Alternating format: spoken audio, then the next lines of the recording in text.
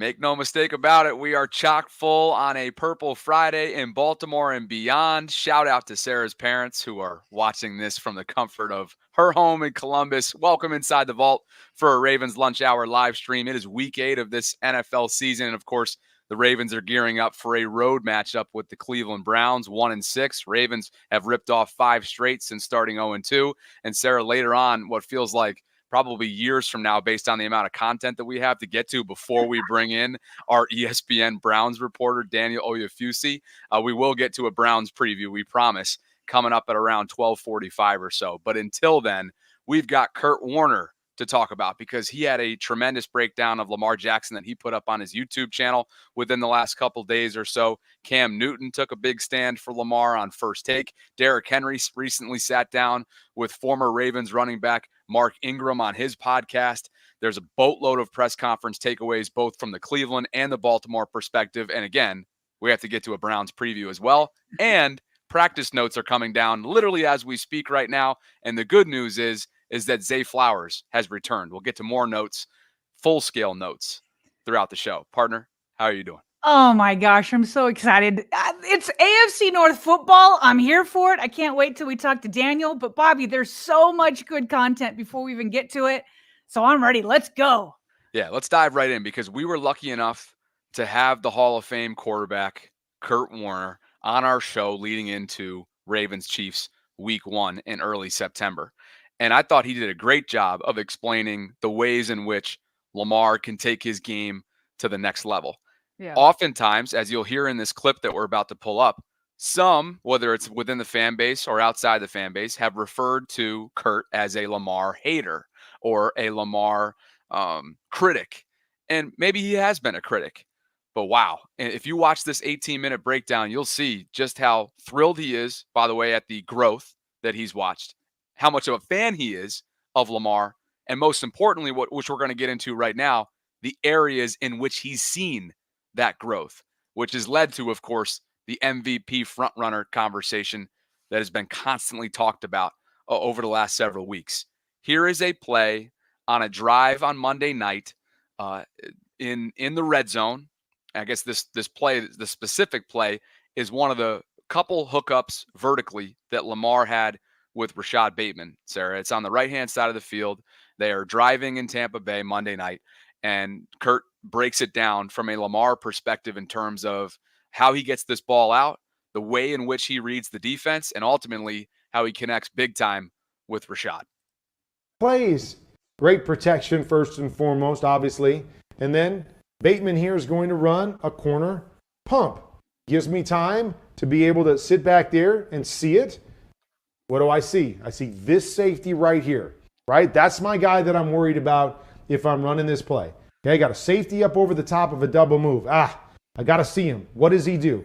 If he gets depth and he double teams this, then I got to work down. But what's he see? Look at Winfield. What's Winfield doing? Winfield is cheating back to the front side, trying to jump all this stuff. Gotcha. Lamar Jackson going, I see ya. You want to try to cheat on me? I'm going to take advantage of that. Boom. Lay the ball out there. Perfect throw on the money. Double move. Now, taking advantage of the mistakes of the defense on top of it. Love it. And this is what I've been talking about. This is Lamar Jackson that I always felt was in there. And now we're seeing it. It was okay that he wasn't a finished product early on, that he was growing into this offense and this feel for the game. But I always felt it was there, and it was one of the reasons why when everybody called me a hater, for me it was just, this is where I want to see him go. This is where I want to see him grow. This is what I know he's capable of doing. Now we're seeing all of that. That fire you up on this Friday? Now, this is the Lamar Jackson I always thought was in there. Bobby, there are definitely haters out there, and then there are Hall of Fame quarterbacks who are pocket passers themselves and are going to be watching more for what Lamar can do in the pass game, because I don't even know that anybody else can critique what he does in the run game. Maybe Michael Vick is the closest. So you're going to see quarterbacks talking about the passing game more than not. Well, has he been a critic? Absolutely. Has he been a hater? No, I would not put him in that category. So yesterday, Bobby, we led with a segment with Mad Dog, Chris Russo. Yeah. And Lamar turned him upside down, right? Turned him upside down, has him saying, holy crap, John Harbaugh was right. Best quarterback ever. Best ever quarterback playing right now, right? Obviously doesn't have the same, just 7 years in, doesn't have the same resume as some of the others. So you have like a radio TV personality who makes really big statements saying it. And now you've got a Hall of Fame pocket passer perfectionist that's saying, okay, now this is it. This is it. He's seen it. This is the Lamar Jackson I always thought was in there. So I like seeing, this is why you don't always want people just to be like writing for him, because when it's been somebody, including in 2 MVP years, saying he's playing great, but there's another gear, and now he's pinpointing what that next gear is. Shoot, Lamar Jackson himself said yesterday that he's grown in the blitz. We covered that. He's like, I used to just try to beat the blitz basically on my own. And now I'm film studying more, and I'm flipping protections and getting pickups, all that kind of stuff. And so we're seeing a much more calm and protected Lamar back there because he's helping himself with his film study. And now he's doing this pocket passing. We know he can do everything else, but he's doing it to the point that you have a Hall of Fame quarterback being like, boom, this is it. I had some other takeaways as well from this 18-minute breakdown. I would encourage all of you to go watch this before the game on Sunday. Kurt does a great job of just looking at specific drives, specific plays from Monday night in Tampa. And Sarah, we've talked about the pressure plan. That's something that Dan Orlovsky, I think, highlights often in terms of the answers that Lamar and Todd Monken consistently have for seemingly everything that defenses are throwing at them. Lamar is getting the ball out quickly, and he is delivering strikes. You watch this breakdown, Lamar is making split decisions, and they're accurate decisions. And so not only is he reading the defense, but he's able to he's delivering on time, on task, accurately. And so you've got the pressure plan, you've got the accuracy, but you've also got the escapability that we know. There was one specific play on that drive that he referenced earlier on in the breakdown where there was an unblocked guy on the right-hand side of the line, meaning the left-hand side of the defensive line.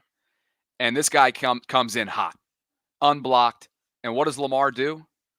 He escapes from the pocket, and he's able to run off to the side, then cut back through, make the guy miss, classic, and fire a strike to Isaiah Likely across the middle of the field.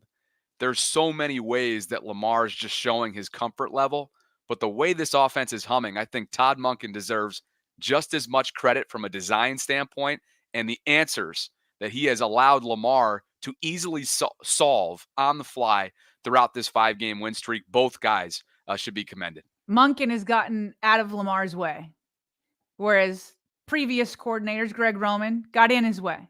Monken has given him the stage to do what he can do 1,000%. But Bobby, going from one quarterback to another, Cam Newton, who is more in Lamar's mold of quarterbacking, certainly not the same at all, but more of a dual threat than Kurt Warner was. He was on First Take, and they were discussing who's scarier right now, Ravens or Chiefs.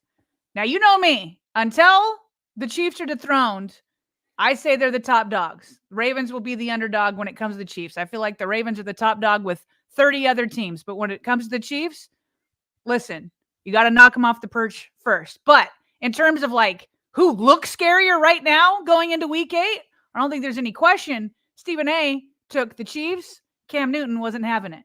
True, Stephen A. Smith. I'm telling you right now, if you have not learned anything in the last couple of weeks, Lamar Jackson is playing possessed.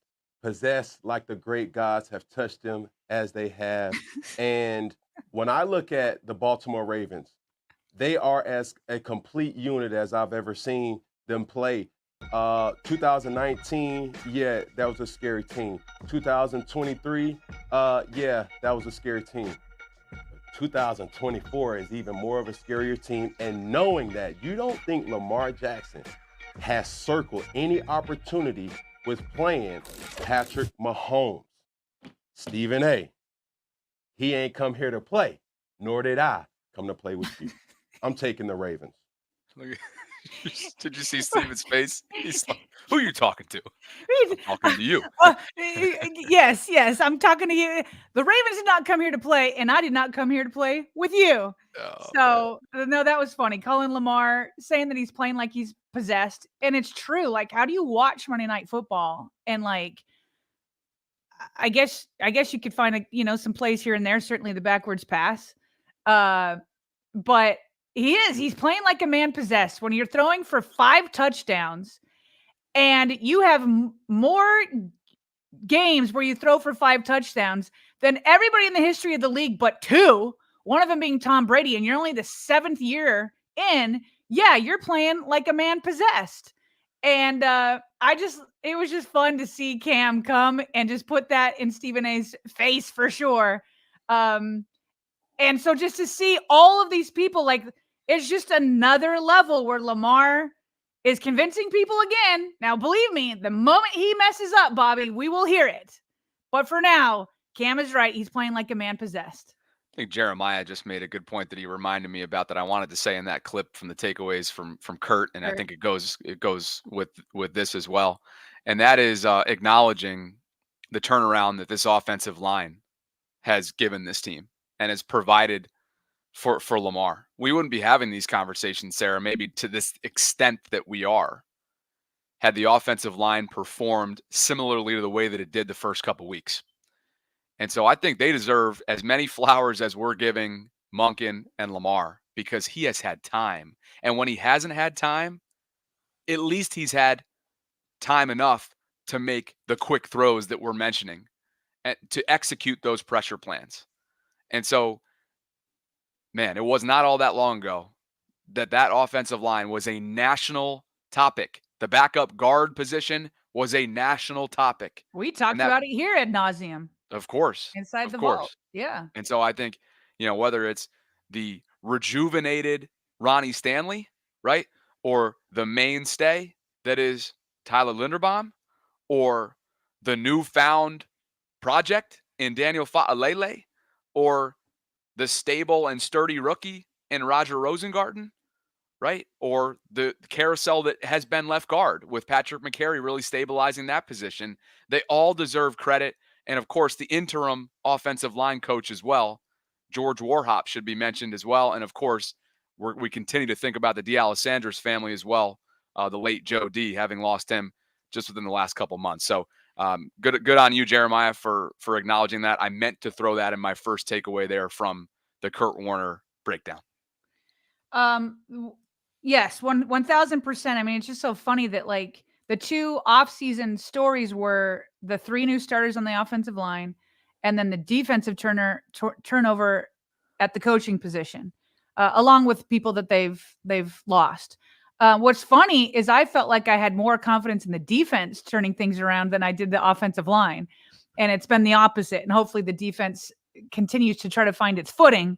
But yeah, I mean, you have to give them props, especially for how much we just took them to task throughout the offseason, preseason, and even those first 2 regular season games.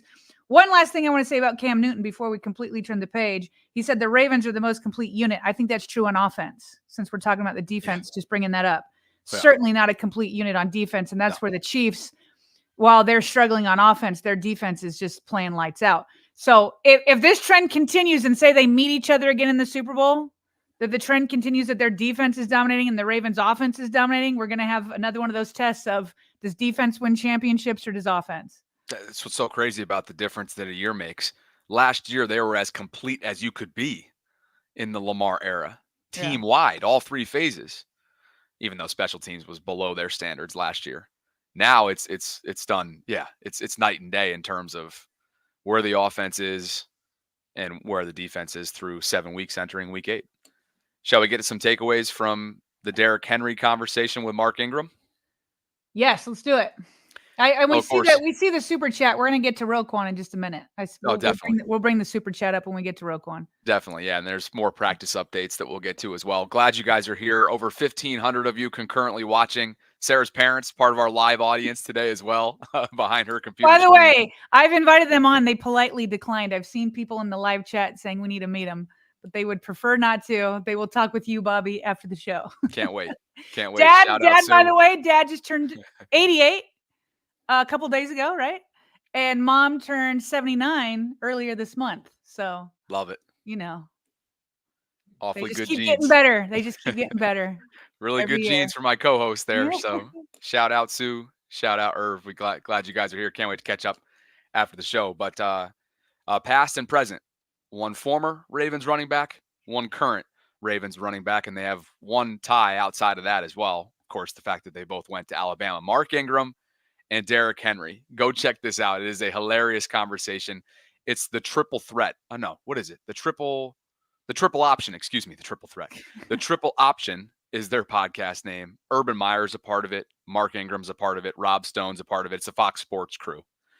Big noon kickoff. They do the Saturday college football shows. And I grabbed a couple clips here. One of him just glowingly speaking of Lamar and his own MVP candidacy. But before we get to that, longevity.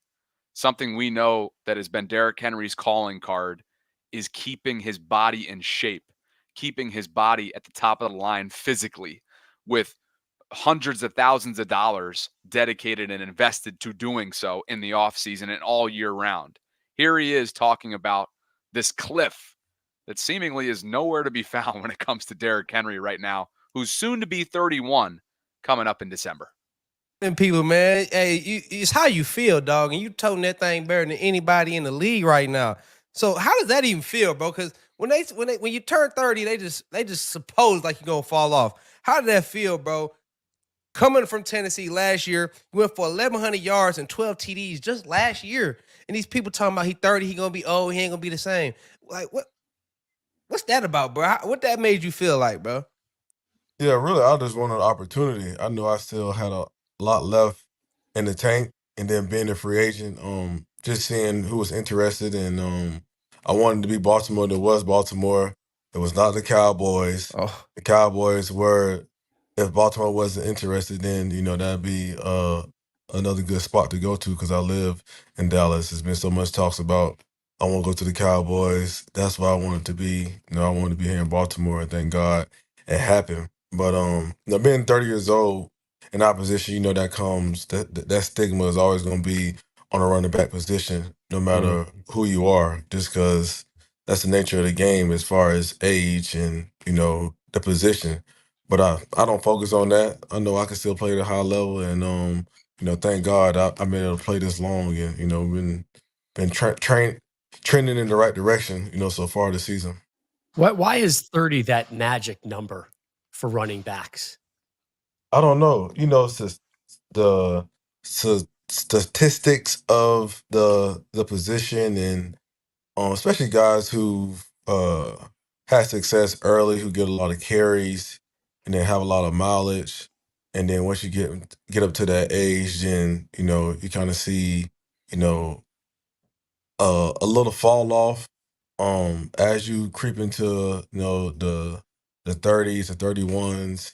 But it's been some guys who've had success, but it's not it's not a lot of guys that had that much success. But I mean, I understand it, but I don't accept it. So right. I'm gonna write my own narrative and work as hard as I can to have success and help my team and do my job the best way I can. I know you heard that one-liner. Oh, you saw me writing it down. Yeah, I didn't know you already had it. I saw your face. Woo! There it is. You all heard it. Quote, I understand it, but I don't accept it. I'm going to write my own narrative, responding to the why 30-plus-year-old running backs often fall off, or either that or they're written off around the NFL, Sarah. One of one. I love that he wasn't in denial about it. When they're like, why do people automatically write them off? Well, we know it. We've seen it time and time and time again with quarterbacks that hit 30 years old. I mean, it's not everybody, but it's a lot of running backs after all the mileage, after all those carries, after all those hits, and you've been carrying if you've been like especially a cash cow running back, whereas in the Ravens in the past, they've usually, divvied it up. But if you've been at cash cow, it's just like the mileage on a car. Mm-hmm. It's like every car, you hit a certain amount of mileage, and then all of a sudden you start going into the mechanic a little bit more often, and then a little bit more often, and then it keeps happening. And then before you know it, it's like, I got to get a new car. And so I love that he's like, I understand it. You already said it, but we got to say it for a third time. I understand it, but I don't accept it. Oh, yeah. I love that. It's just, you have to be that way as a professional athlete. You have to be that way. And Bobby, quite frankly, this man is not human. The way he's built, we know this already. Do I have this in here? Let me show. Where do I have this? I've got a photo in here somewhere of, here, let me pull this off. There it is. Check this out. He's not human. Look at him next to Mark Ingram, Bobby, who are both Alabama running backs. Derrick Henry should not be playing running back in the first place, let alone at 30 years old. Mark shouldn't be standing next to him. No, and Mark's pointed up there, right? Bobby, I wouldn't be standing next to him, I'll tell you that. We just saw Mark Ingram at the Super Bowl on Radio Row. He dapped you up. He gave me a hug. Mark Ingram is a massive dude. Yeah. He's huge. He's got 0% body fat. Like, he's huge, but he looks so small compared to Derrick Henry. Let me look at that. And I love that he's playing it up for the camera. So I understand it, but I don't accept it. I love that people seek understanding, but find another way through. And here's the funny thing, Bobby, is when the Ravens signed Derrick Henry, he's setting this record straight for about the 100th time that the Dallas Cowboys was not his first choice. It was the Ravens. But I thought when the contract came out for Derrick Henry, 2 years, $16 million, right? And then you look into the details of how it's set up. I was like, oh, the Ravens set themselves up to get out after 1 year if they want to. And at this point, because it's 2 years, $16 million, but this year they only did the cap hit at $5 million. So if they wanted to cut him next year, it'd be a little over $3 million for the dead space. And they have him down as a cap hit of $10.8 million. Well, here we are going into week 8, and we're talking about him being on pace to set the single season rushing record. No way are the Ravens cutting him after this year. This is a 2-year full deal, and I'm so excited. Are you kidding me? We get Derrick and Lamar for 2 years? Couldn't be any happier. This is a hilarious photo. Mark side-eyeing, almost like looking over at the camera like, don't you dare post this. I know what I look like compared to this guy, and Mark is no slouch. But this photo, it's insane. But it shows you, like you said, like we said earlier in the week, right? I can't remember the running back that we were referring to. Oh, Keaton. I was like, oh man, look at how short Keaton is. And you were like, it's not, that's normal. Yeah.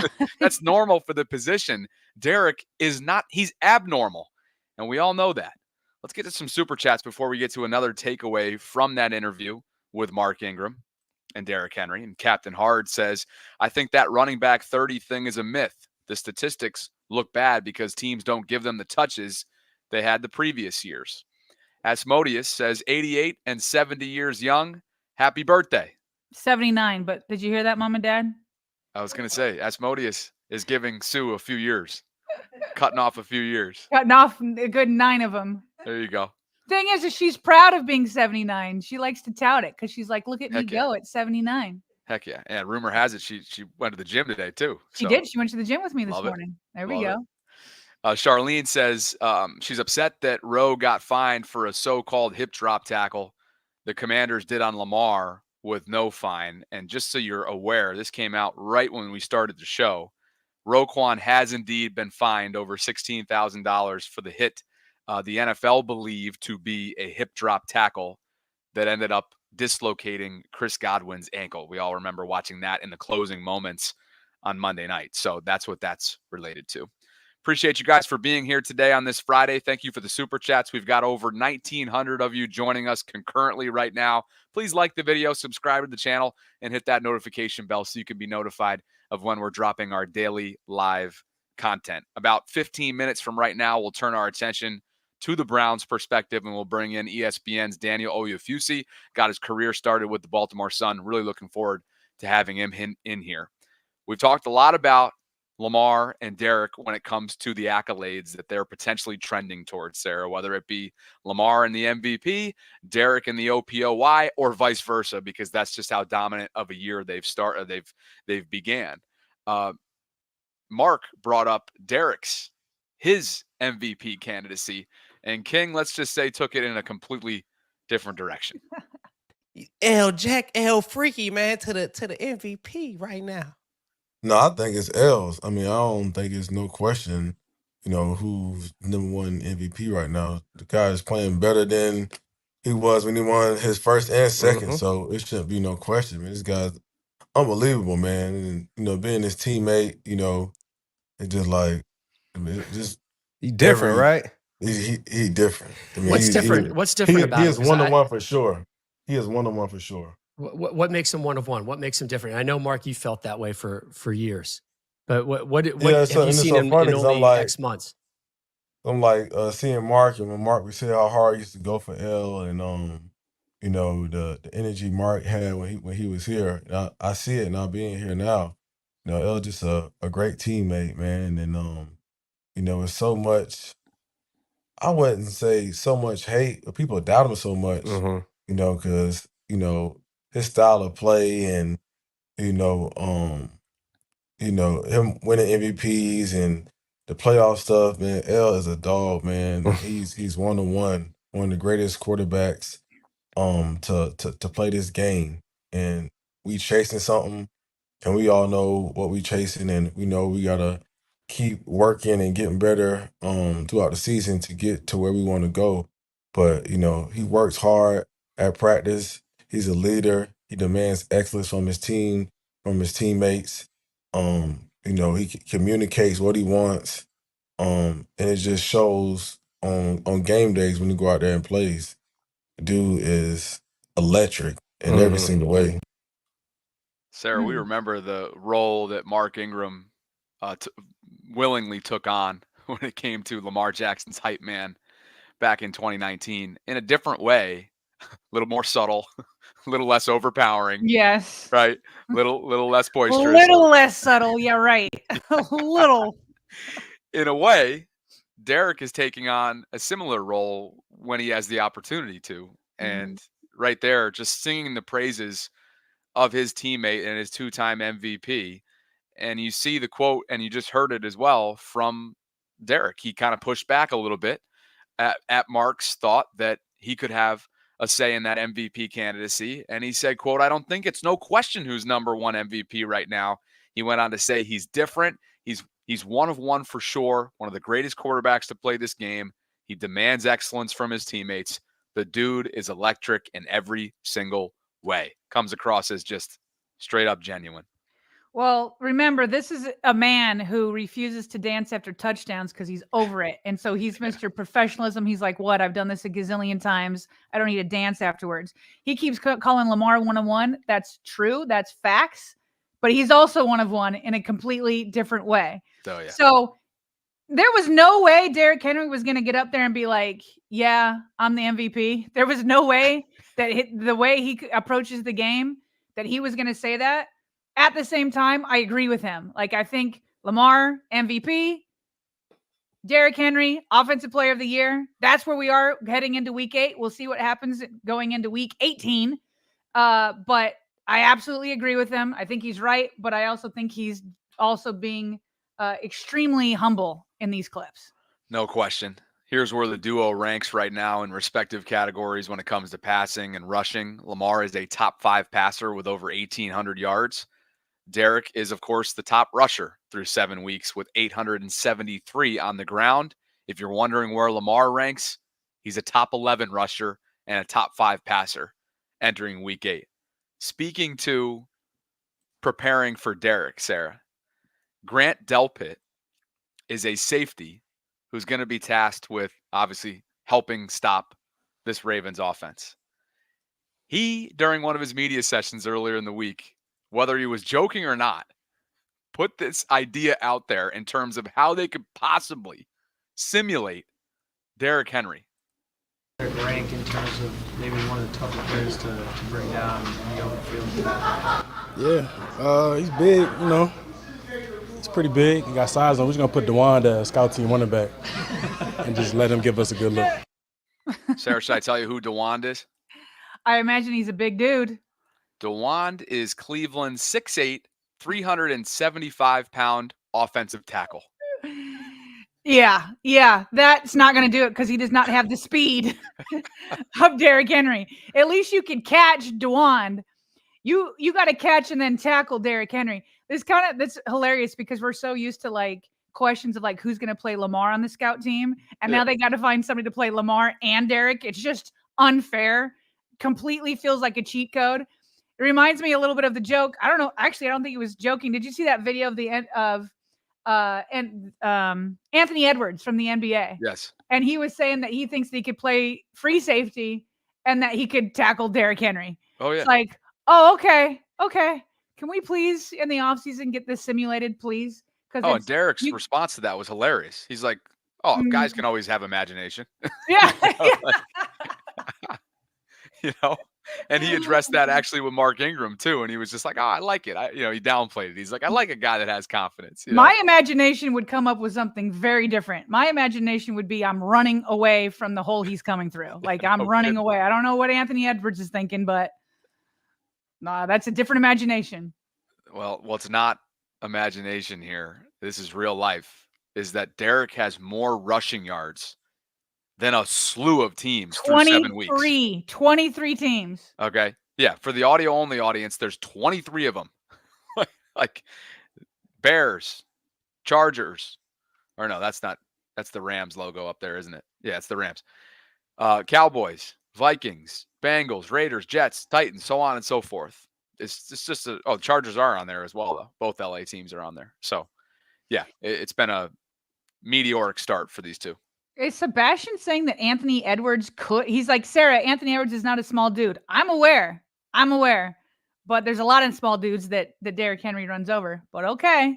Oh, he's not small. He's slender. I mean, he's tall. Yeah. He's a beast too. This guy, man. I'm taking Derrick Henry in that every day of the week and twice on Sunday. On a hoop court. Yeah, he's All right. Where to next?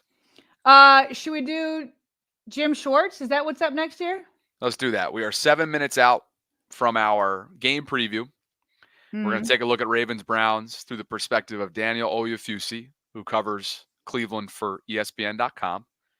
And Jim Schwartz, defensive coordinator in Cleveland, had this to say about what he's seen so far from Lamar Jackson's game. It's been pretty much over his career. He's gone from a run-first quarterback to a pass-first quarterback that can make plays with his feet. Has a lot more quick throws in there. There's been times in the past that he sort of zeroed in on one receiver. When you got good players, you want to zero in on one guy. But now he's spreading the ball around to a lot more people. Has that combination of getting it out quick, but he can also make a play when the play breaks down. And he threatens all 53 and a third, 110 or 120 yards of the field. He's sideline to sideline, and he can go north-south in a hurry also. So, they pretty much opened the whole passing game up to him. And he can rely on that, but he also has those legs that he can make explosive plays. I mean, I think he leads the NFL in explosive runs. So, Bobby, I know he's trying to give Lamar a compliment by saying, he used to be run first and now he's pass first. But there's two things on this. He's wrong in two ways. He's wrong. And I've said this before on the show, why people keep going from one end of the pendulum swing to the other, I will never get. You cannot define Lamar as run first. You cannot define Lamar as pass first. Lamar is a win-first quarterback. Let me say that again. He's not run first. He's not pass first. He's a win-first quarterback. Lamar is one of the few people in the history of this game that can do damage with both his arm and his leg. He does it with his legs at a historic level. And right now, Bobby, with some of the stats that we've been putting up passing, that's historic too. He, as Derrick Henry said, is one of one. Lamar Jackson will do what it takes to win the game. Okay, that's number one. Number two, if you want to define him, it's win first. That's what he is. Number two, it's just not true that he looked to run earlier in his career. These are PFF premium stats that I brought up. And they break down his runs from throughout his entire career. On the left, you'll see attempts. Those attempts are designed attempts. On the right, you will see scrambles. That's obviously runs that were not designed to pass, and he goes out to run. So right now in 2024, he has had 72 designed runs. He's on pace for 175. That pace, Bobby, is one less than 2019, his first starting season.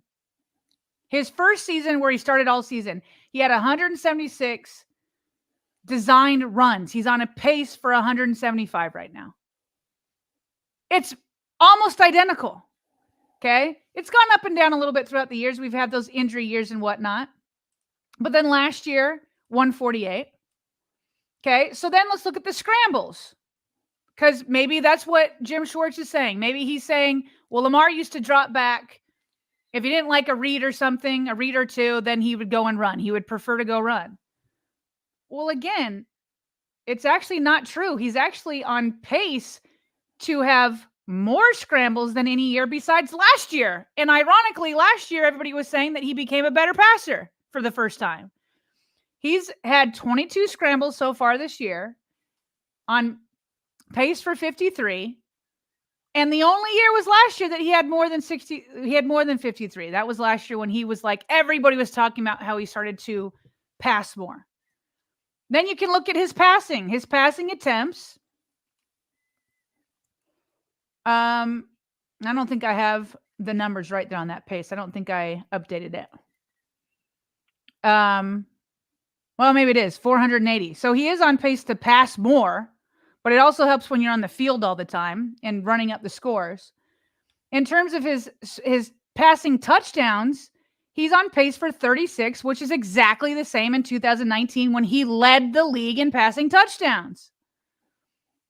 2019, he had 113.3 passer rating. It is better so far this year, 118. Now, I'm not trying to say that Lamar has not grown as a passer, and maybe that's what Schwartz is trying to get to. Lamar Jackson himself, just 2 days ago, talked about how he's grown as a blitzer, how he used to just try to beat it on his own, and he certainly has a better grasp of this new offense. I just think that people are saying it now when it's not really him, just when it's not just something he couldn't do before, I guess is what I'm saying. It's not really that he couldn't do it before. I think number one, we've talked about it ad nauseum. His offensive coordinator is giving him the opportunities with a legit passing attack, with legit passing routes, running routes for the wide receivers that we didn't see under Greg Roman. So now defensive coordinators are like, oh, well, this is more sophisticated. I got to worry about these receivers more. And I do think, especially comparing to 2019 and most of his years, while Lamar still doesn't have the weapons of, say, Joe Burrow, the weapons are better. And we're seeing that with Bateman kind of breaking out a little bit the last couple weeks. We're seeing that with Zay. You've got the two tight ends. So I don't know. I mean, Lamar for sure has grown. He said so himself, especially against the blitz. But more than anything, I just think he's having an opportunity and in a different scheme that's allowing him to showcase it a little bit more. But when you look at the numbers, it's really not all that different from 2019, his first year as being a starter. Let's get to some practice notes here. Good stuff there. I think there was, despite that, the numbers there that you showed, right? I think there were some people being inaccurate in terms of like where Jeff went with that. I think some viewed it immediately as a way of demeaning Lamar, when really I think he was trying to be complimentary of Lamar, like we talked about in our pre-show meeting. But as you've showed with the numbers, inaccurately did so in terms of the volume with where he's been. And I like the win first analogy as well. Win first quarterback. Practice notes. We got Daniel Oyefusi coming on any minute now to talk Ravens Browns. But as far as Friday's practice, according to the beat reporters that were out there within the last hour, the only one starter not practicing, Sarah, is Marlon Humphrey with that knee. He hasn't all week. He was working on an adjacent field and is trending towards not playing, according to Jamison Hensley. As I mentioned off the top, the good news is Zay Flowers, after missing the first couple practices this week, did return today. He had that ankle rolled up on him, of course, on Monday night. And then other less notable players, but still should be mentioned, Rasheen Ali and TJ Tampa, both not practicing. So we'll see if Ali potentially is an IR candidate, and we'll see if Tampa just can't go as a special teamer. Right on cue, Daniel Oyefusi of ESPN.com just hopped up into the waiting room. So let's welcome him in here. We've got over 2,300 of you concurrently watching us this Friday. We're getting ready, of course, for Ravens Browns. It's a Week 8 contest in Cleveland, 1 o'clock on Sunday. And this guy got his start in Baltimore. And Sarah, I feel like he's been hopping around ever since, to Miami, to Cleveland. Maybe I'm missing a couple stops in between, but he is now at the mothership, and I'm certainly happy for him. And I know Baltimore Sun readers are definitely going to recognize this guy, and folks that just haven't stopped following him since his stop here in Baltimore. Daniel, great to see you, my friend. And how are things going with you on your end? I'm doing great. Thanks for having me. It's great to talk with you guys again. I know last time we talked, I was in Miami. It's changed since then, since I guess the last 6-7 months, and I'm in Cleveland now, so I'm enjoying it. That's what I thought. I figured that was the case. Miami was last year, so you had the Dolphins perspective, and now, of course, as you see here on social, for everybody that wants to hop on the follow train here for Daniel, if you want to, he is now in Cleveland. And so, we always like to start, and maybe this is a loaded question given what's taking place, Daniel, but what the heck is the state of the Cleveland Browns entering Week 8? Yeah, obviously a lot of frustration with the way things have started. 1-6. I think this was a team that entered the season with a lot of optimism, a lot of confidence that they could build off of a season where they won 11 games, made the playoffs despite so many injuries, including to the starting quarterback. And they really entered this season building a system around Deshaun Watson that they thought would bring him back to kind of Pro Bowl form. And it's been anything but that. You've seen a lot of stuff around him that hasn't really shaken out the way that they expected. I think that including his play as well. He just before season-ending injury, he looked like a guy who really just kind of didn't have a lot of feel in the pocket, was missing targets, just didn't look comfortable at all. And obviously it culminated in that Achilles injury last Sunday that kind of leaves them without their starting quarterback and kind of ends what was really an underwhelming season, for the second straight year, before injury. Well, I guess I have two questions off of that. The one question is more long-term. What's the outlook with Deshaun Watson going forward? But in the short term, given how Deshaun Watson was playing, Browns right now with the 1-6 record, is there maybe some optimism that a change with Jameis might actually give them a boost and start playing better? Yeah, well, I'll start with kind of the outlook with Watson. Obviously, we know that they gave him this 5-year, $230 million contract, fully guaranteed. There's still 2 years left, and they owe him $46 million in each of those next 2 seasons. So they are financially tied to him for the next 2 years. Yeah. They also restructured his contract before the year. So, if they were to cut him, it'd be a $172 million dead cap hit. So you wouldn't even be able to build a roster if you were to cut him or trade him. And he doesn't really have much trade value. He's undergoing surgery for his Achilles today. So in the meantime, they're turning to Jameis. I think that, Jameis is well liked in the locker room. He obviously has that Jameis personality, that really, gregarious personality that I think will allow a lot of people to gravitate him. And on the field, it's a little bit of a change in terms of style, where Deshaun, he really had a hesitancy to push the ball downfield. whether that was because of scheme, because of just trust in his arm, whatever the case may be. He didn't push the ball downfield. And Jameis is the complete contrast. Like, he will give his guys a chance for better or for worse. So now they're turning over the play calling duties from Kevin Stefanski to Ken Dorsey. The offense is going to be a little bit of a wild card, but if you're a Browns pass catcher, I think that you are a little optimistic that hey, maybe you can get the ball in your hands a little bit more going forward. You just hit on what I was going to say, and that was on top of the quarterback change. It's that you got more change now with play calling too. So, like, I've been following your tweets. I've been following the Stefanski conversation in terms of him being like, all right, this basically paraphrasing, it felt like this was the right thing to do. Why now, though? Yeah, that's the question. I think that there was a little bit of surprise about. I'll kind of, for background, Stefanski has called the plays like since he arrived in Cleveland as the head coach, and he's a 2-time Coach of the Year winner. So, like, he has the cachet to say, like, I want to call the plays. Now, they did bring in Dorsey to kind of shape this spread system. So a lot of people were wondering, like, hey, would you allow Dorsey to call the plays? But he said, no, I'm going to continue to call the plays. We're going to work together to build this offense. And as the losses piled up, Stefanski kept on saying, like, I'm going to call the plays, but we're going to look into everything. So for Deshaun to be out for the year, for you to go to Jameis, and kind of, theoretically, it looks like you're going to go back to your system, kind of the under center, West Coast play action pass type of scheme. It seems like a very weird time for you to say, hey, I'm going to give play calling duties for what is going to be kind of more of my scheme to somebody who's kind of a newcomer. So a lot of kind of weird decisions and non-decisions have been made, and this is kind of the latest in what's been a very confusing season for the Browns. Well, last week they got Nick Chubb back. What did you see from him? And do you feel like it gave them a jolt? What's he looking like? How's he feeling? Yeah, I think it definitely gave the team a bit of a jolt. Obviously, he came out, made his debut in front of their home crowd in Cleveland, so the crowd got a jolt. He didn't have the greatest success on the ground. He did get into the end zone, but I think he finished for 22 yards. The run blocking has been a problem in Cleveland this season, and I don't think that the return of Nick Chubb is just gonna kind of fix that. But you did see the power of the leg drive. He came out the game fine. I think the expectation is that he's going to get more of a workload because his snaps were limited in the second half. And I think that with the state of the offense, with Jameis being inserted now, I think that they might have to lean on him a little bit more than they expected. But by all accounts, we just spoke to Deuce Staley, the running backs coach. He said that he's looked good and he has the utmost confidence that he can kind of get back to that All-Pro, Pro Bowl caliber Nick Chubb that we saw before that injury last year.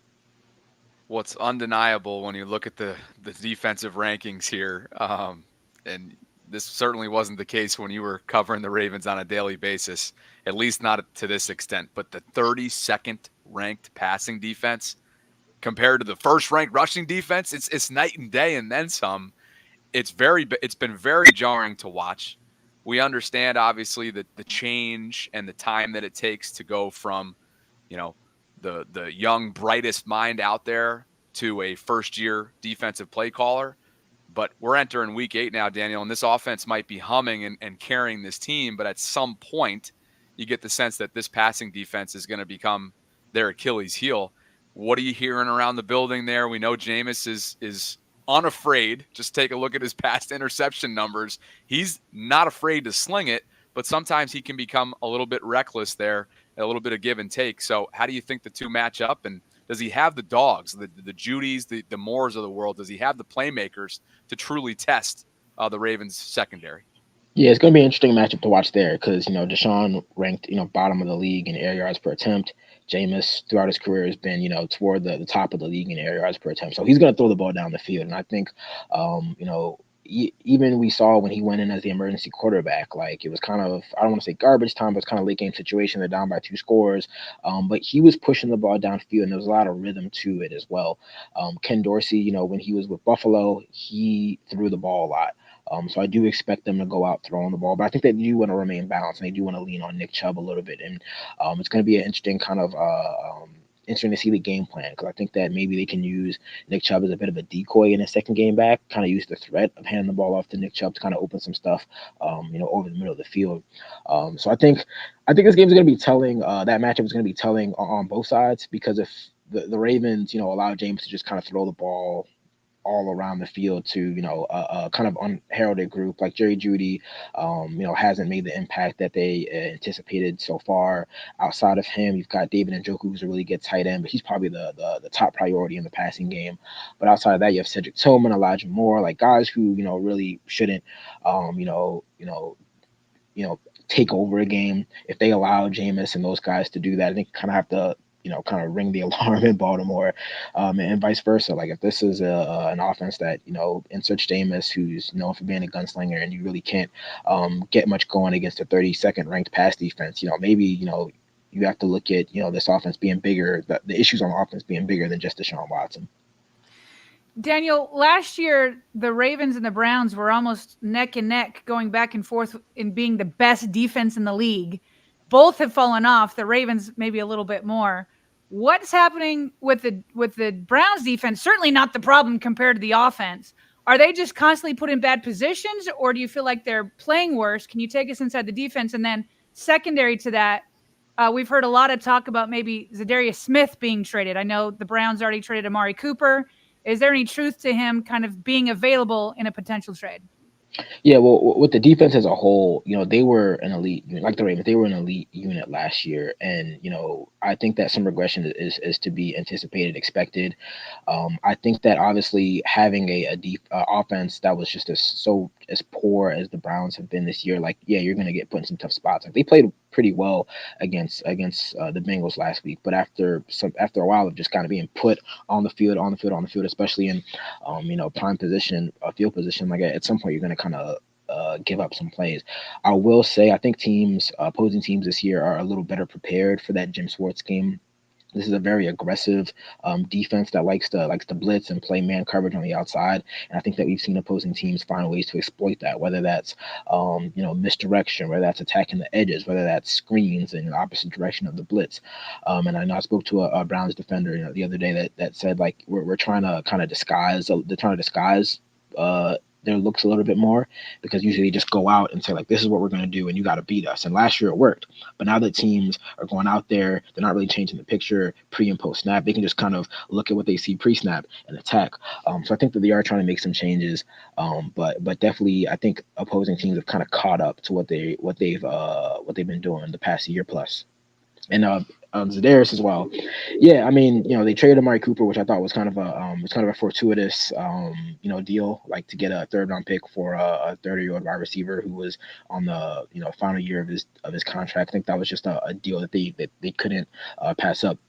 I don't think the Browns are in like kind of the territory where they're just gonna just sell out on a bunch of guys, but they do have an aging roster, and I think that this offseason there's going to be tough conversations on how to kind of replenish the roster, and the easiest way to do that is to recoup some picks for aging guys who might not be on the roster anyway in a year or two. So Darius Smith is one of those guys who is still playing at a really high level, and there's obviously a lot of desire for a veteran pass rusher, not only in Baltimore but across the league.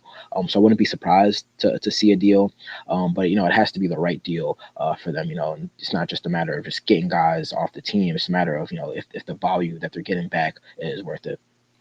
Listen to what Grant Delpit had to say about the Ravens tight end game, in particular, Mark Andrews. And then I got a question for you on the back end of this, Daniel. Mark Andrews is back to form. He's had kind of a quiet last 2 years. Yeah, no, I think that Likely is showing up more. I think that he's kind of becoming their more go-to guy.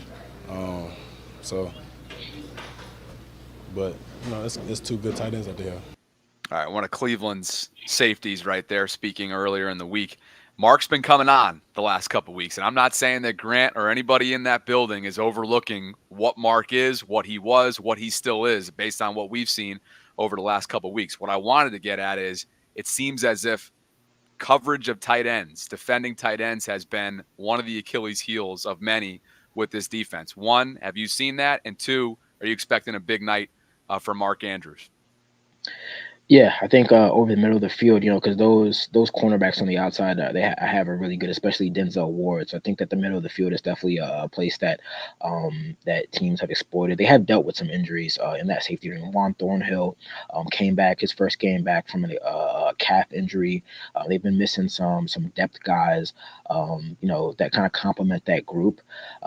So yeah, the safety matchup with the Titans is going to be one to really watch. I will say that there's a lot of respect for Isaiah Likely, in this facility where I'm at right now. We just spoke to their safeties coach not too long ago, and he was just kind of gushing over the way Isaiah Likely has come on in all areas of the game.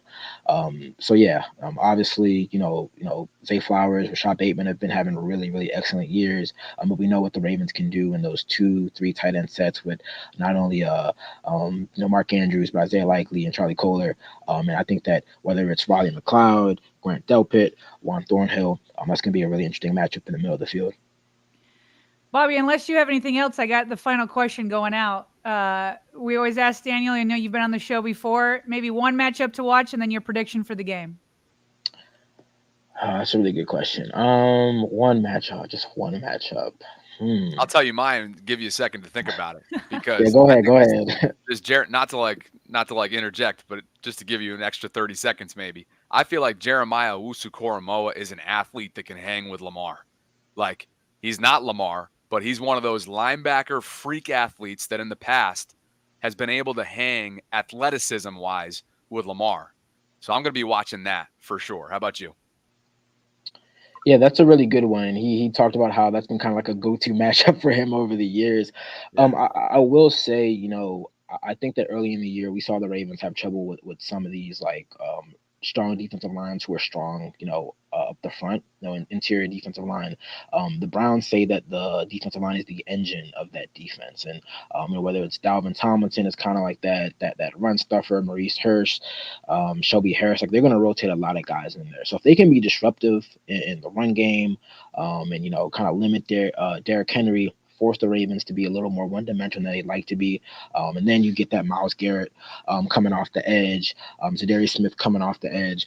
I think that, the priority for the Browns is definitely stopping the run first. So if they can do that with the interior of the defensive line, I think this matchup gets a little more interesting. And what's your prediction, Daniel? Oh, man. I'm taking the Ravens. I think it's going to be a little bit closer than people anticipate. I think that Jameis will provide a little bit of a spark. But yeah, I think, it'll be a similar script where we've seen the Browns have been fairly competitive in most of their games. But, when you get into the third quarter, fourth quarter, and the offense really just can't sustain drives, that's usually when teams have been able to pull away. And I think that's what we'll see on Sunday. I got to show you some love, man. Do you ever say no to segments? I mean, for real.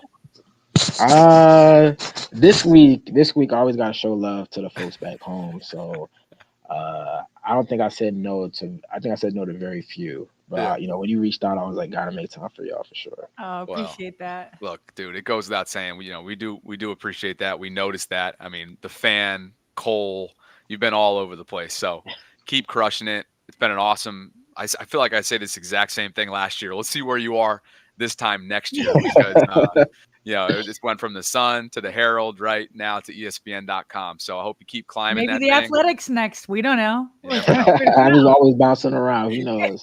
You never know. But pump for you, man. I hope you enjoy this weekend. Thank you. Great. Happy to see all your success too. Appreciate it. Daniel Oyefusi of ESPN.com, Sarah. That's the guy right there.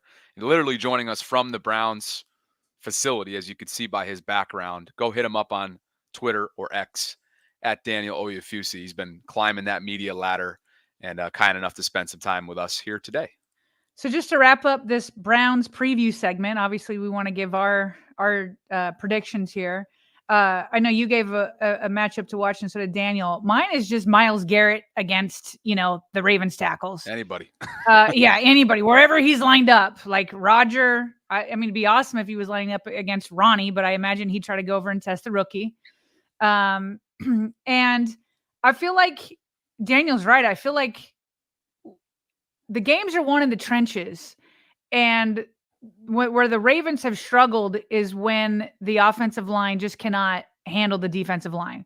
That will affect both Derrick Henry and Lamar Jackson. But obviously Myles Garrett is the leader of that, and he's a game wrecker. And so the Ravens keep churning out yards and points, and they only let teams in when they have turnovers. Last week it was when Lamar threw a backwards pass to Zay Flowers, and that opened the floodgates. The defense couldn't stop him after that. So the Ravens offensive line cannot let Myles Garrett wreck the game. So that's what I'll be watching. For me, Bobby, I understand what he's saying. Like the Browns have been competitive, but the Ravens have been playing against people that are more than competitive. The Ravens have been playing against all these other quarterbacks who people are saying, oh, they're in the MVP conversation. And then Lamar Jackson comes around and squashes that narrative. So I just don't think the Ravens offensively are just on a different level. They're number one, and they're number one for a reason. So my prediction is that the Ravens win. I'm going to go 33-14. Okay. There's one statistic that I think is the difference here, and that is the fact that Cleveland has not eclipsed 20 points so far this season. Mm. And they're going up against the most high-powered offense in this entire league, and they've never faced the duo before. Right. They've faced Lamar. They've had answers for Lamar in the past. That's why I referenced Jeremiah Owusu-Koramoah, but now they need double the amount of answers. And so I think that Daniel is definitely onto something here with the Winston spark prediction. I think he's going to give Cleveland a spark. But much like Baker Mayfield, if you put pressure on him, if you take him outside his comfort zone, if you knock him off of his saddle a couple times, he's going to start to get reckless. And Baker was reckless at times in that first half. Just ask Marlon Humphrey about it. I think Jameis can easily, especially with how little start time he has had in recent seasons, will easily be able to be knocked into reckless mode past Jameis. That's not to say that he's not going to have success. That's not to say that they're not going to attack the Ravens vertically. The strategy is clear when you go up against the Ravens defense. And I do believe that the Browns are going to be able to put up some points.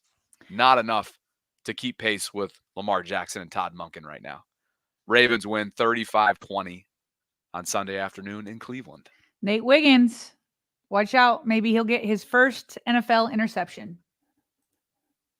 Yeah. First, could have been fifth. Could have been fourth. Could have been. I'm sorry, Nate, to do you like that, but you know it. You already know it. On Wired last night, by the way, if you watched Wired, when Marlon Humphrey got the pick instead of him, they're like, you got to be greedy. There are a lot of people out there trying to get that ball. You better go and get it. And he's like, all right, I got you. So he's got to be greedy against Jameis Winston on Sunday. Some final takeaways from Thursday's press conference. Yeah, let's run through these quickly. I know we're already at 108 here, but loved this question. Oh, wait. Before we do that, can we address, because this is sort of pressers, but I want to address Roquan Smith. First of all, he was asked about the hip drop tackle, and he, frankly, and I think appropriately, really wouldn't address it because I think he was trying to show respect to Godwin. So real quick, inside the locker room, Roquan Smith on whether he thinks he had a hip drop tackle. I think we saw the NFL's reviewing that for a hip drop. I mean, when you look at what you did, think about that tackle, do you think that meets the definition of what a hip drop is? First and foremost, we'll just send prayers and speedy recovery out to Chris and whatnot. Like, got a lot of respect for him as a player, what he's accomplished throughout this league, and the little I've seen of him, seems like a really good dude, and what I've heard, good family man. So, you never want to see anybody go down with any type of injury, but we play a very physical game, and it demands a lot.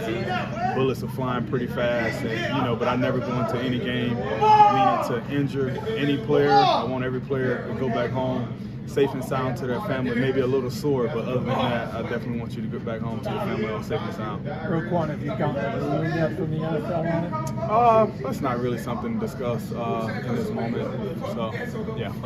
How do you kind of take this game where you guys... Yeah, I mean, he's just like, this isn't the moment to do it. A man's season has just been ended. I tackled him and that happened. Like, I'm not going to sit here and debate hip drop tackles because it's just... He just is showing that he cares more about Godwin than that. That being said, Bobby, I have finally seen a decent angle on it.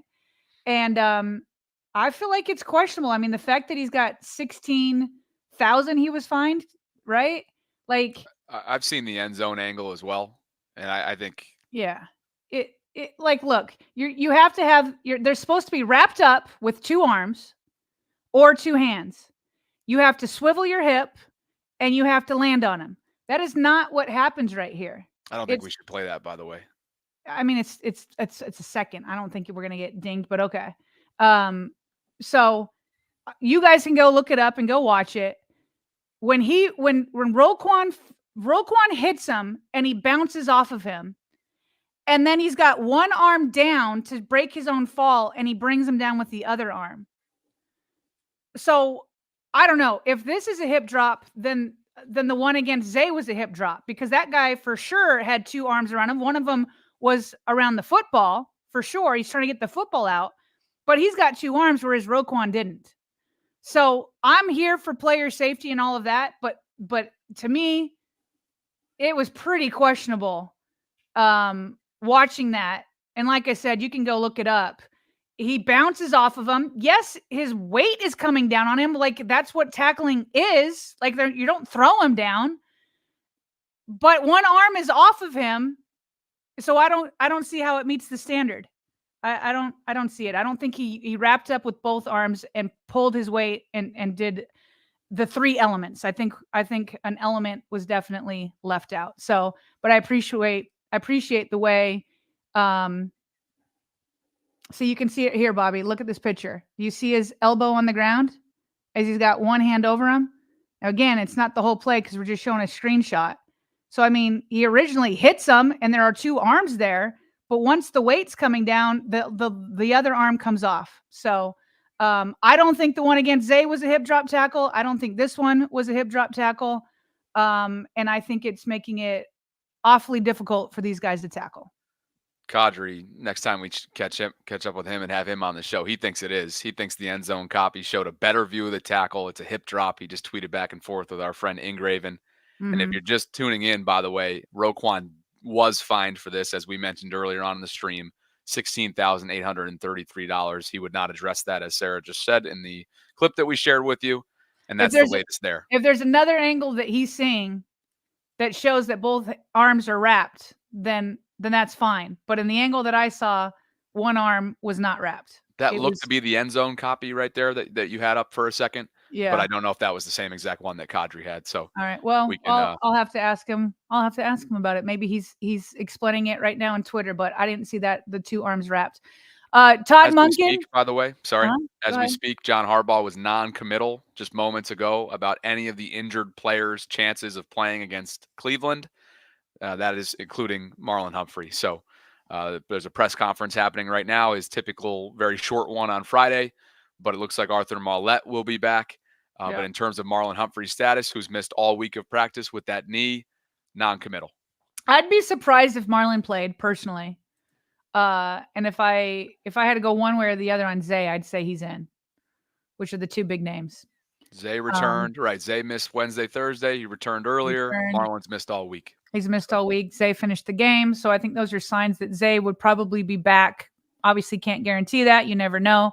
But I'd be a little bit surprised if Marlon was out there. And Kadri's in the building, right on cue. Oh, is he here? What up, Q? Oh, Q. Explain to me. To me, it looks like he doesn't have both arms wrapped around him.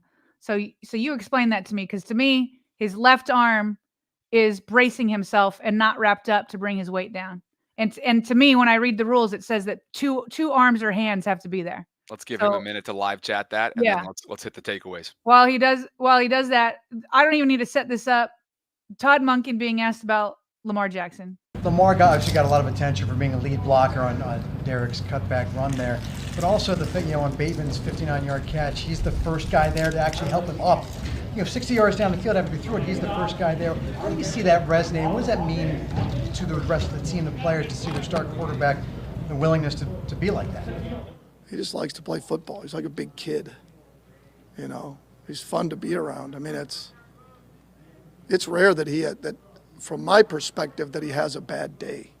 Sure he does, but you got to love his personality and how much he loves to play football. Loves to compete, loves to win. And that's a great start. you know, and that's what shows up. You know, at that moment, he's not afraid of getting hurt.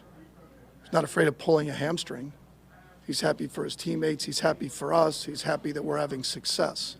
And I think that's a unbelievable attribute. It was cool to see Lamar run all the way down there, and he's like the first guy there on this deep pass to go celebrate with Rashad Bateman, and then the lead blocking. Just good energy and vibes throughout the building. Here's Kadri. He says the nuance of the high-speed action, you would say 2 arms, but yet his weight went backwards and his weight went on a back of Godwin's leg. For sure the weight went on his leg. But to me, he bounces off when he hits him and then tries to hold on with one arm as he's bracing another.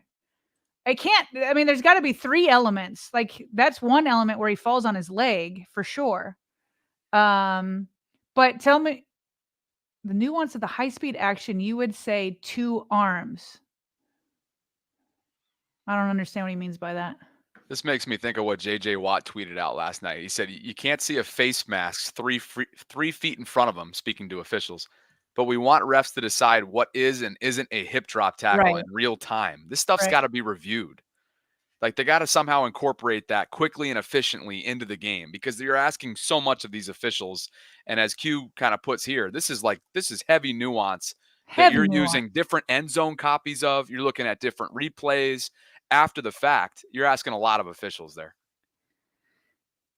Well, in one instance, you're not asking a lot. That was a blatant face mask. And in this one, in that case, in this one, but like $16,000. And I know these guys are making money and so can end up affording it. But $16,000 for something, as Q is saying, so nuanced. He says the letter of the ruling or the spirit of the ruling. Roquan's weight was going backwards and on Godwin's legs. I mean, if you're going to have a rule, they say there's 3 elements. Being on his legs is one of 3 elements. To be continued. All right. We won't play all these. I'll just say Monken on the backwards pass. He says it was not designed that way. He said that was just bad football all around.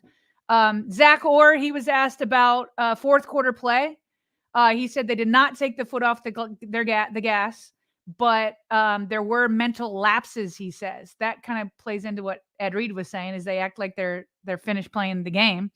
But for the first time, since Dean Pease has been there and has had an impact, Zach Orr was asked about his influence. You could tell he really likes having Dean Pease there in the building with him. Man, it's been great. It's been wonderful. I literally just told him that. I said, man, I appreciate you being here.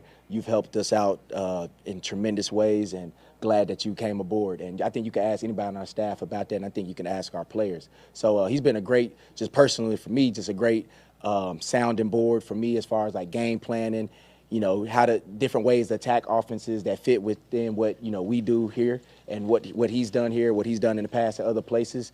And then just, you know, offering his advice just for you know, all the positions. Like Dean been a coordinator for 40 something plus years.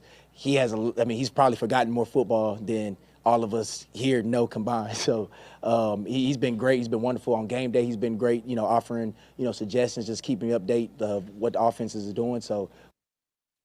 Yeah. So Bobby, he's clearly, oh man, he's great. You know, it's just, he's a first year coordinator. He's had a meteoric rise. You can tell he likes having somebody in there that he can lean on. And here we go. People pushing for a 90-minute show instead of 60 minutes. We're just doing it at this point without even having to get you guys demanding it. I mean, we're just getting here on our own. Now, granted, when we have a guest, that's sometimes what happens. But Earl says 20 more minutes for the 90, LOL, and drops a $10 super chat donation to try and get us to 90 full minutes, which we do not want to do. No, we don't. We're not trying to do that. But we just have to get through a couple quick hits. So you guys are great. Unless you have another dating story, I feel like we could get this done, although it's 1:19. Let's go. I always have dating stories. First and foremost, let's shout out our patrons before we get to the final quick hits here. Over 2,600 of you joining us concurrently on this Friday. We're so glad you're here. Please like the video, subscribe to the channel, hit that notification bell if you haven't already done so you can be notified of when we're dropping our daily live content. But Richard Harris and Nishad, thank you both for believing in what we're building. We appreciate you guys for being a part of the Vault Patreon community. And as you see in the pinned comment in the live chat or in the show notes, you can join the channel Patreon community, which is the bedrock, as JT O'Sullivan says, of our channel for as little as $1.99. We appreciate you guys. Thank you to Richard and Nishad. This is your monthly shout out. And let's get to the final couple quick hits here. I'll just say this. People are pushing that we give Q a link. And that would take us to 90. That would for sure take us to 90. Because I do want him to explain. He hasn't explained the 3 elements. He's saying there's nuance for sure. But I need to hear the 3 elements. And it would be easier to do face-to-face for sure. As Modius says, have this class run until 2 p.m. Not 2. Not class 2. Is dismissed. All right. Class is dismissed. But I would like to hear. I just wanted it explained. That's all. I just wanted. If I'm wrong, I'm happy to be wrong. You know, I'm happy to be right also. But I'm also happy to be wrong. And I want to hear. I want to hear the 3 elements. All right. Check this out, Bobby. Megatron, as we know, Ronnie Stanley. Megatron-y. Put Not up to be in his confused stories. with the great Calvin Johnson. Put in his stories. Him catching a ball in the end zone from practice. Oh wait, this is from training camp.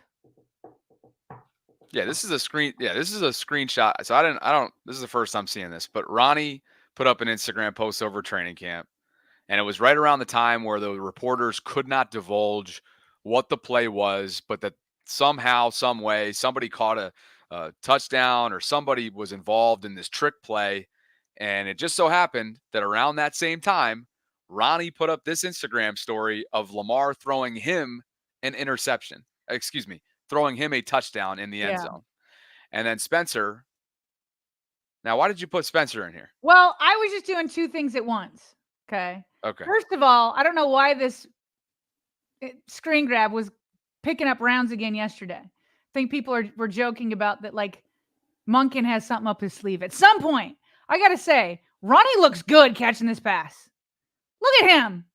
Look how, I mean, for a big dude, he's getting up. He's got both hands on that ball. He's got the eyes on it. Looking strong.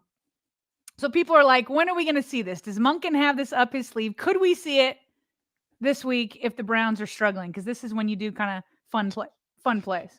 Okay. The other thing, so while people were bragging about Monken about this screen grab, I just saw Spencer be like, hey, remember back in the day when people were making fun of Harbaugh for hiring Monken based on his sister and brother-in-law's recommendation? And I thought that was good to look back because that's absolutely right. That's absolutely right. And then look at how good Monken has turned out for this offense. I do remember that, to Spencer's point. I remember thinking to myself, we're really going to get on Harbaugh for using family connections to at least have a conversation? Right. Amazing.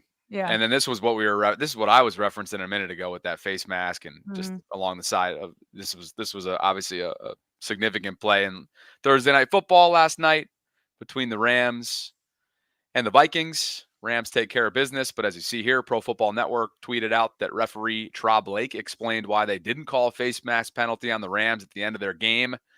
Quote, well, on that play, the quarterback was facing the opposite direction from me, so I did not have a good look at it. I did not have a look, and I did not see the face mask being pulled, obviously. The umpire had the players between him and the quarterback, so he did not get a good look at it. He was blocked out as well, so that was the thing. We did not see it, so we couldn't call it. We couldn't see it, but these screenshots tell different. These screenshots tell completely different. But I just don't understand what the point of having like the eye in the sky is if it's not for the most blatant things. You know what I mean? Like, and it's on a scoring play. Like, you're supposed to be able to review. I mean, is it only for touchdowns or field goals? Like, this is a scoring play. What's the whole point of having like the NFL office watching simultaneously if you can't just be like, hey, this one was one look? It's not even like let judgment calls stand where it's like unclear. But if it's so absolutely blatant, just fix it. Gotta have it. Just fix it. It's gotta have it. It can be done efficiently and cleanly. So like the refs can miss something like that, right? And I know they get grades. I don't know if anything financially is going on, but then Roquan Smith can be fined $16,000 for something that wasn't flagged. Like it doesn't feel like it's all congruent and right. One last thing, Bobby, from Wired last night. This is hilarious. Zay Flowers talking to, at least I think it's hilarious. Chef Trez, stop dropping donations. You're ridiculous. Get out of here, Chef. No, keep going, Chef. This is ridiculous. We appreciate your donations. And by the way, Yeah. Quoth, this dude Quoth, dude or dudette, who's going after Q in the live chat, I'll hold my tongue. But go ahead, sir. I'll hold my tongue. I didn't even see it. I might get after him in a second after this we clip, got nothing we'll but see. love for you. I don't know what's being said, but that's. I might do it after this clip. I'm feeling it right now. Oh, Bobby's getting ticked. Go ahead. You're getting under. Here we go. Let Q come on and defend himself. All right, here we go. Zay to EDC before and after. Can stop us. EDC. Nobody can stop us. Score right here. All right. Prove yourself right. All right. I told you. Keep doing it. I told you. He says EDC in case you didn't see it, hear it quite clearly. He goes up to EDC saying that we're unstoppable, and EDCs will go prove it. So the Ravens go and score on that 4th and 3 to Mark Andrews that followed Derrick Henry's 81-yard run. Zay comes back and says, "I told you," and then EDC is like, "Give me more." The old Kobe Bryant Mamba mentality. Give me more. Love it. All right. That's all I got. I got through my content. I'm done. Chef Trez is trying to get us to 90 via one of your classic inspirational monologues. Asmodeus wants to know if we're doing another shirt drive. Yes, we are. We will next week, thanks to Homage. Diesel Doctor was our first contestant winner. We are efforting, by the way, to ensure that we have a randomized process of how we give those things out so that we're not ruffling any feathers, picking based off of preference or opinion. So we'll have that. We have our patrons out there. We've got 2,700 plus concurrents watching right now, and we are so close to 90. But I want to go hang out virtually for a couple minutes with your parents. Yeah. And we have a boatload of things to do. You with the family, me with a pullout, and a number of other things coming up this afternoon. So we got to jump. But you know what? We'll give you guys, how about this? We'll give you 88. 88 is what they're getting right now. 88. Yeah, 88 minutes. Oh, they got 88. Yeah. Okay. I was like, what are you talking about? Oh, man. Yeah. All right. And here comes Sherry one final time. They Y'all are always awesome. give the super chat donations to keep us going. I love it. Appreciate you, Sherry. Awesome Friday Thank you, Sherry. show. Please like the video on your way out. We would love to get that number north and north and north as much as we possibly can so that folks can discover what it is that we're building here inside the channel. I will have a pregame show at 11 a.m. coming up on Sunday for a 1 o'clock kickoff. That's exclusively on the Bobby Baltimore channel. And then, of course, as always, Sarah and I right here inside the vault will be with you once press conferences finish up, which is typically around 5 o'clock or so on Sunday. Week 8 is coming up. Partner, I hope you have an awesome first half of your weekend. I will catch up with you on Sunday. Again, shout out to your parents for being part of our live audience on your side out there in Columbus. Teal is dropping in super chats because why not? Teal has been wanting to do this for a while, right? To get us to 89. Yeah. Trez probably is just willing to do whatever he can to get us to 90. But I think are we fully caught up to speed on super chats? We are. We are. Right. And shout out to Q. Love you, Q. 88 people. Yeah. Q, you're the man. Appreciate you as always. Thanks to all of you for dropping by the show today. Like the video, subscribe to the channel, hit that notification bell on your way out. And for Sarah Ellison, I'm Bobby Trossett signing off from this Friday Ravens Lunch Hour live stream. It is week 8. We'll catch you on Sunday, if not before.